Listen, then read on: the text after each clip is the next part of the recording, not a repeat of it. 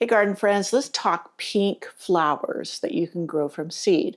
Today I'm going to give you a list of 15 for inspiration, and you can see which ones you may want to add to your garden this coming season.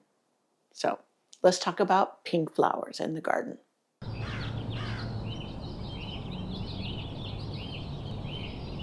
One flower I haven't tried to grow from seed yet is Nemesia. Have you tried it? Let me know how it went for you. Now this one is kind of a purpley pink with some yellow. Look at how beautiful this is. And the scent, I did not realize Nemesias were so heavily scented, or at least this one is. When I walked by it at the nursery, it just drew me in, and I had to have it for here in the greenhouse during the winter. I have my list. I have it on my iPad this time because I lost my paper. But we are going to go talk about pink annuals. I think this is annuals. Yeah, flowers that you can grow from seed, supposedly very easily. Many of them I have grown from seed. And what a way to get a ton of pink flowers, just inexpensively. A packet of seeds, I didn't bring out my new seed packets I got. They're under $4 usually, and you get a lot of seeds in the container. So there's just something, I love pink and purples and whatever. I love the yellows too, but if you have a pink, white, purple garden, there's just a calming about it that is different than when you have yellows and oranges and whatever. All those hot, exciting colors are beautiful, but when you're going for soothing tones, pink fits right in. Yep, it blends great with greens, whites, and blues, and they brighten up your borders, your garden beds, or containers. And some of these you can sow right in a container and have them start there. You don't have to transplant. Pink zinnias. There's so many zinnias out there, and at the Dollar Tree last year, I missed out on them. Someone told me they were there, and then I went and they didn't have them. What was packets of pink zinnias, like 4 for $1.25.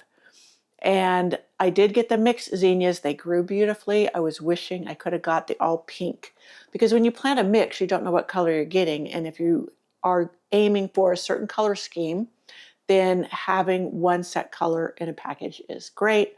But pink zinnias, they're super easy to grow. I have a video on 10 secrets to growing zinnias, something like that. And it's another one that is great to sow directly after your last frost date when the soil temperatures have warmed up. And I love doing them in containers. I did a bunch in containers. So when the spring blooming flowers were done, the zinnias were already coming up and ready to take their place as far as blooming. And I didn't have to spend very much money at all. So yeah, they're very dependable, fast, and yeah, joyful. So I listed in my blog post, this is coming off a blog post I have, as berry basket or Cinderella pink. Like I said, there's many other colors, but I did link to some seeds in my blog post. I have a link in my blog post on pink flowers to my zinnia growing blog post, but I also have the video, like I said before. So Cosmos Sensation Pink. So tall, airy, whimsical, everything we love about cottage gardens. And yeah, Cosmos are just so easy to grow from seed. Again, I've planted them directly in containers to start blooming. The ones I did last year, the white Sonata, I like the shorter ones. So the Sonata is the white. Now I did find Pink Sensation Dwarf, where they're not as tall. And I can't remember where I found those seeds, but there are dwarf varieties that you can buy if you want shorter ones for containers. I also have an article on the blog on how to grow Cosmos with success, though they're pretty simple. China asters, the pink China asters. Now I admit I have not grown these, but there's some beautiful choices on Johnny's Select Seeds, Johnny's Seeds, and then other seed carriers also have China asters. But I found that at Johnny's, usually they have them in select colors that you can buy all one color. You don't have to buy mixes.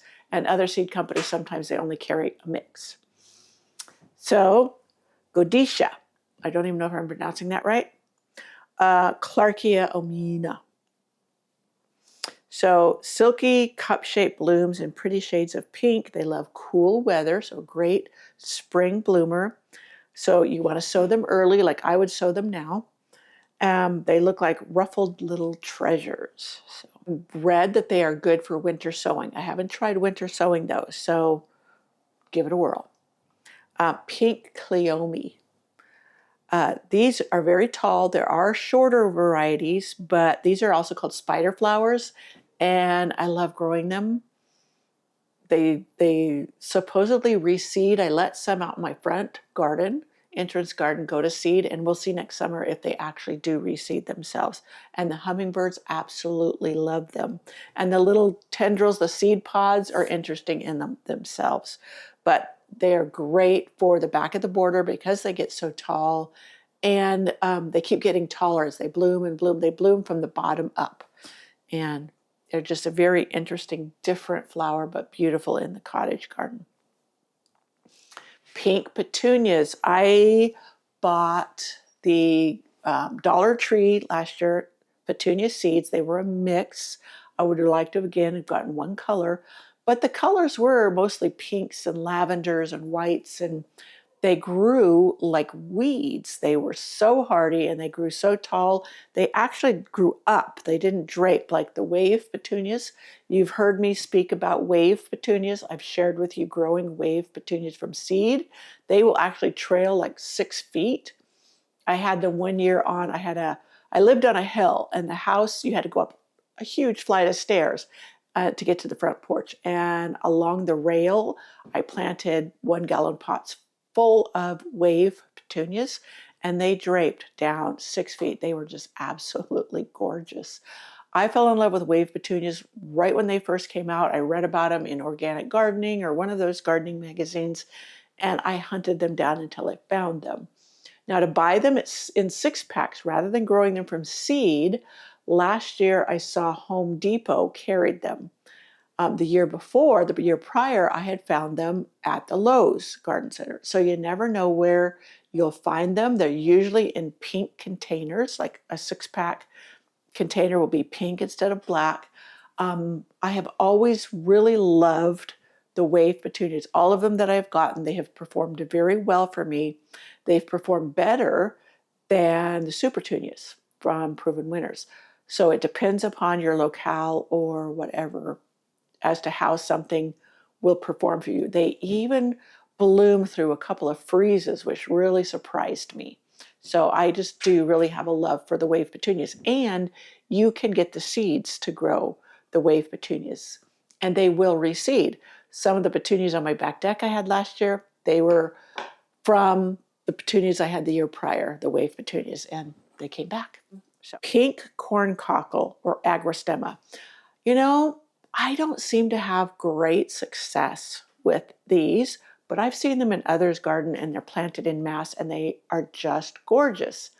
Now mine this year came back. They had reseeded themselves, and it seems like they kind of got obscured by other plants. Other plants seem to, I don't know, do better or show up better. So I think maybe it was where I had them, but I love the way they sway in the wind. They bring movement to the garden, and there's white ones and there's pink ones. So, and they grow very easily from seed. Pink Celosia or Celosia. Depends on who you are, how you pronounce it. But those, they grow very easily from seed, and they have the big plumes, feathery plumes. There's some that are like coxcomb type. And I've only really seen those in red, but I'm sure they come in pink too. I should look that up, and maybe I'll find a picture for you. So they're heat lovers. They bloom right through the summer, even during the everything is melting part of July. There's also, that's here in my notes. I should have looked at it before I was yammering. There's also a equestrian form called coxcomb or coral varieties. Both add gorgeous color to the garden and velvety texture.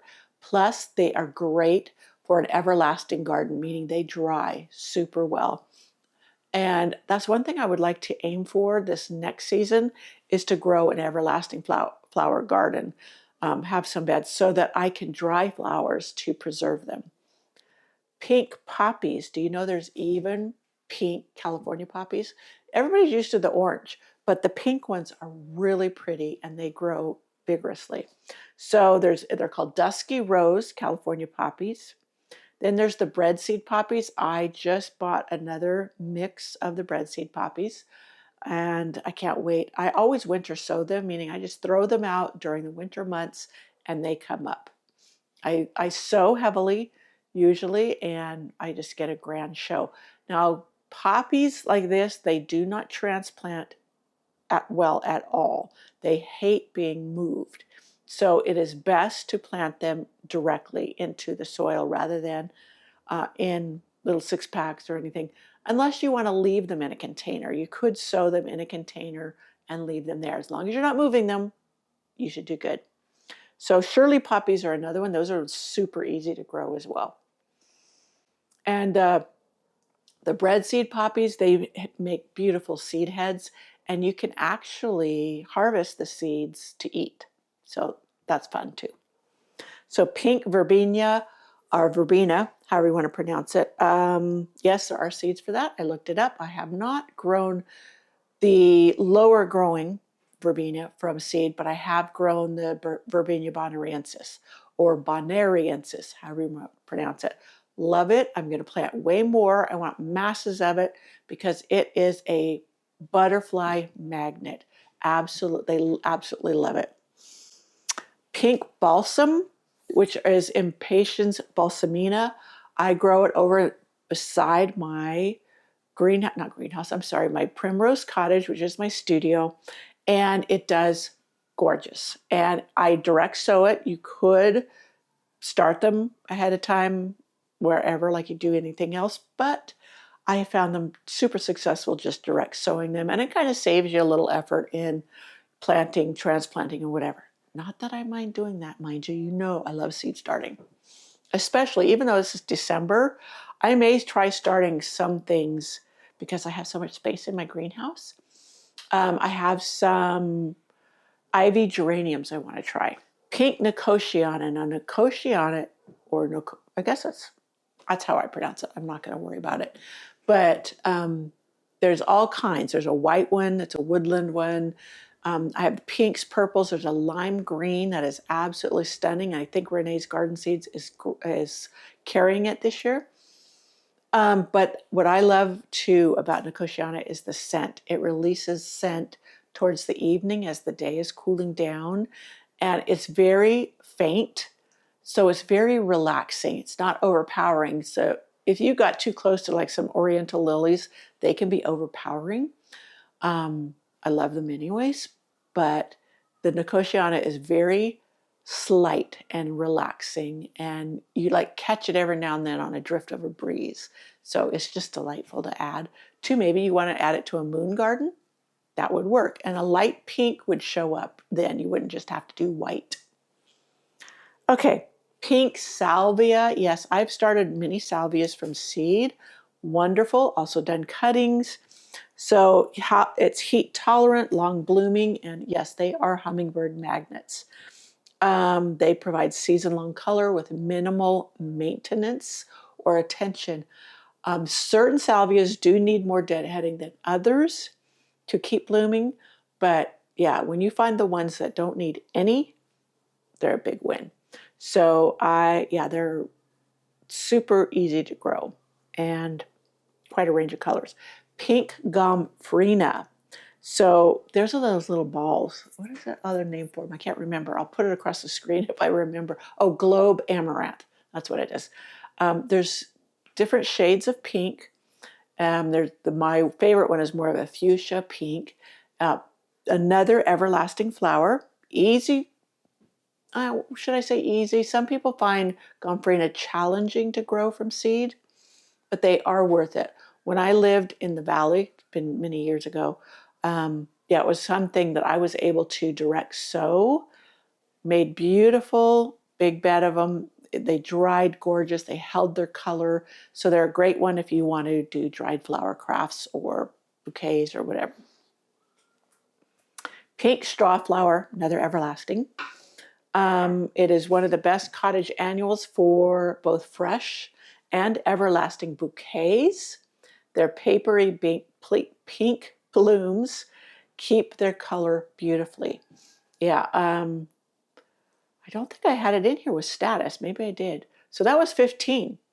So I'll give you a few tips, but also status is another one that they have the pink colors and it's great for everlasting bouquets. I had a friend, now this was back in the 80s, where dried flowers were huge. Early 90s, late 80s, early 90s, who knows. Anyways, she used to fill baskets with the status and it would just sit, in people's homes on a table or whatever, and they were so gorgeous. The purples, they all blended so pretty together. And now I think they have some like apricot colors as well. But I always remember her dried flower baskets that were just awesome. Now, status for me is a little tricky because it really likes it hot, but I'll find the right spot so I can grow more of it. So tips for growing pink annuals from seed: start early if your season is short. Mine is short. Cosmos, zinnias, and asters benefit from an early indoor start. They also do very well direct sown. Now, many people can start before me, direct out in the garden. Even though I'm a zone 8B, our springs get a lot of snow, and we can get snow all the way up till the 1st of June. So that is why starting early works really well for me, and why many others can start outdoors before me, even though they're a lower zone. So use the sprinkle method for easy fillers. It says corncockle, poppies, and Godetia can simply be scattered in place. There's nothing easier than that. Cut often for more blooms. Many of them do benefit from deadheading and will keep blooming on through the summer. So that especially is zinnias, cosmos, and Gomphrena. And the more you pick, the more you get. Pink, more pink tones or mix. I'm sorry, I'm not putting my glasses on. Mix pink tones for dimension. Combine blush, rose, magenta, and coral for a dreamy layered look. So with all of this, you can create your own pink cottage garden or whatever garden you want. And one thing about it too is many times you can collect seeds from them, especially the zinnias and cosmos, and have flowers in perpetuity. Hope I pronounced that right. But where they just keep on, you keep collecting, you keep sowing. And one thing about sowing or gathering seeds from your own garden, especially the flowers that do especially well, is now that the genetics of that seed is more than ready for your garden conditions, etc. So it's interesting how the DNA of seeds work. When it's been grown in your own garden, it is now programmed to grow well in your area. And so they will just do better and better. So I learned that on a podcast with a horticulturist. So, my friends, one last parting shot of my Nemesia, I don't know what people call it, but if you can get some of these, please do. And they prefer cooler weather, I'm pretty sure. Let me read it. Blooms early summer through fall. Oh, really? Plant in full sun or part sun, grows 10 to 15 high. Vibrant, fragrant flowers, a wonderful filler for flower gardens or bouquets, lovely in planters, window boxes, and hanging baskets. More heat tolerant than other varieties. Okay, so this one is called essential zazzleberry. So these have been specially bred to be more heat tolerant. Good to know. I'm hoping it will live through the winter here in the greenhouse. I bought it only because I love the scent and I wanted something in here along with the stock I purchased to enjoy during the winter months when it's snowing outside. So I hope you enjoyed this inspirational video of 15 pink annuals you can grow from seed so that you can have masses to put in your garden. I know a lot of folks will say to lower maintenance in your garden to focus more on perennials. Yeah, that can be true, but if you enjoy the gardening process, starting from seed, especially the ones that you could toss down in a flower bed and have them grow for you. I'm being texted by my husband. Then that's really easy too. And you can get masses of flowers for very little cost. Sometimes when you go buy perennials, unless you grow them from seed, it can get quite costly. And if you haven't seen it yet, go back. It's going crazy right now on YouTube, is my video on